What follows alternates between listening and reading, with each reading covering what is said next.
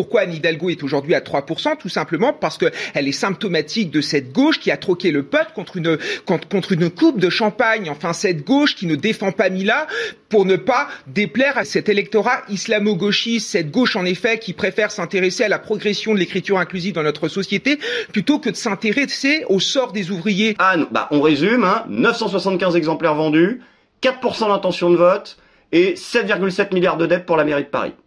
T'as décidément un gros problème avec les chiffres.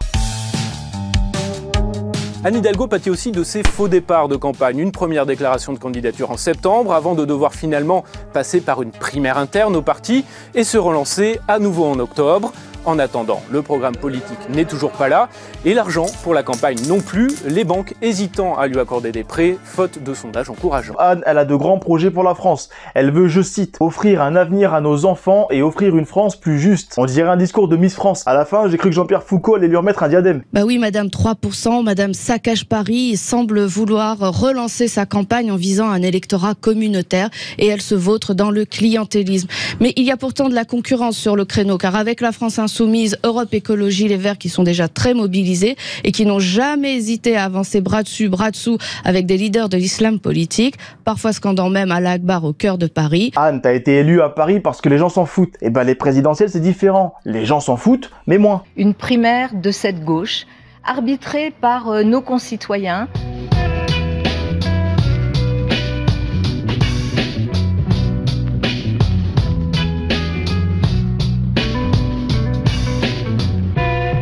Une union qui serait perçue comme artificielle, faut organiser une primaire de cette gauche. Ne fonctionnerait pas parce qu'il y a des candidats qui depuis très longtemps sont déclarés. Organisons une primaire de la gauche, que viennent participer à cette primaire les candidates et candidats qui veulent gouverner ensemble. Mettez-vous d'accord sur qui va vous représenter. Et si ça doit être Hidalgo, très bien. Je vois pas pourquoi on prendrait toujours des personnes compétentes. Ça sert à quoi? L'élection présidentielle soit une vraie élection présidentielle, avec un vrai débat. Et pas un débat sur, pardon, mais j'allais dire un gros mot, mais sur cette candidature d'un guignol. Mais c'est un guignol qui est en train de porter notre pays vraiment dans une situation qui ne correspond en rien à ses valeurs. Et on est là à s'arrêter tous de vivre, à s'arrêter de respirer.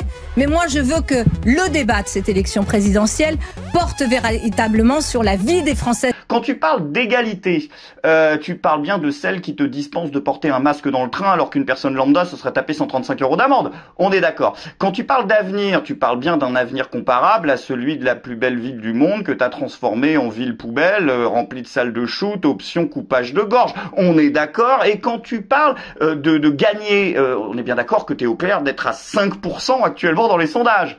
Elle croit pas aux sondages, pardon, autant pour moi. Je suis à la gare de Saint-Vallier. Je peux vous dire une chose. D'abord, c'est très beau Saint-Vallier, mais quand les machines remplacent les humains, ça va pas, quoi. Je veux vraiment du service public avec des humains, des fonctionnaires et pas des machines. C'est beaucoup mieux pour notre équilibre collectif dans le pays. Merci. Et vous ajoutez à ça le fait qu'il y a beaucoup de comment dire, allez, je vais être gentil, je vais dire des bourdes, mais en fait des choses extrêmement ridicules dans la bouche d'Anne Hidalgo.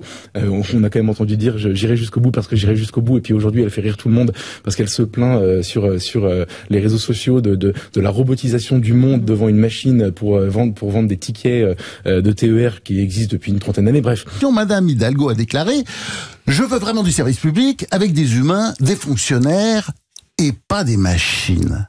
Des fonctionnaires. En voilà encore une qui donne raison à Georges Clemenceau, qui n'était pas un homme de droite et qui disait: la France est un pays extrêmement fertile, on y plante des fonctionnaires, il y pousse des impôts. Une femme française qui a été publiée le même jour, qui est sortie le même jour que celui d'Éric Zemmour, qui en a vendu 975 en 5 jours, c'est-à-dire 500 fois moins.